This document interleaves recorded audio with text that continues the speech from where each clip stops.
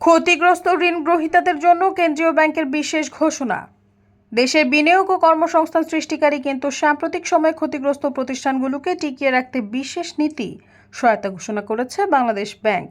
কেন্দ্রীয় ব্যাংক বলছে, রাজনৈতিক পরিবর্তন সহ নানা অপ্রত্যাশিত পরিস্থিতির কারণে বহু প্রতিষ্ঠান স্বাভাবিক ব্যবসা চালাতে পারেনি। এর প্রভাব পড়ে ঋণ পরিশোধে, ফলে ঋণ খেলাপি বেড়ে যায় এবং সামগ্রিক ব্যাংক খাত অস্থির হয়ে ওঠে।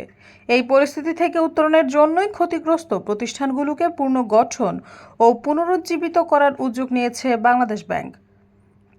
গতকাল মঙ্গলবার বাংলাদেশ ব্যাংকের ব্যাংকিং প্রবিধি ও নীতি বিভাগ থেকে পাঠানো এক প্রজ্ঞাপনে সিদ্ধান্ত জানানো হয়।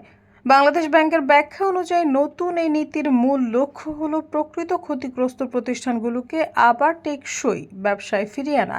এতে যেমন কর্মসংস্থান টিকবে, নতুন কর্মসংস্থানও সৃষ্টি হবে, তেমনি ব্যাংকের আটকে থাকা ঋণও পুনরুদ্ধার করা যাবে। অর্থাৎ এদিকে শিল্প কারখানা ও ব্যবসা প্রতিষ্ঠান সচল হবে, অন্যদিকে ব্যাংক খাতও আর্থিকভাবে শক্তিশালী হয়ে উঠবে।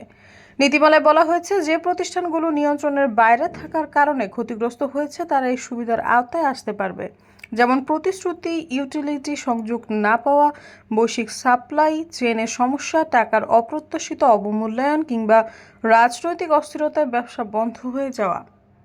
আবার যেসব প্রতিষ্ঠান বৈষম্যের শিকার হয়েছে বা অযৌক্তিক কারণে ক্ষতিগ্রস্ত হয়েছে তারাও সুযোগ পাবে। তবে যারা আগে কোনো ধরনের পূর্ণ তফসিল বা পূর্ণ গঠন সুবিধা নেয়নি তারা অগ্রাধিকার পাবে। শ্রোতা ফারিয়া, সমযোগ।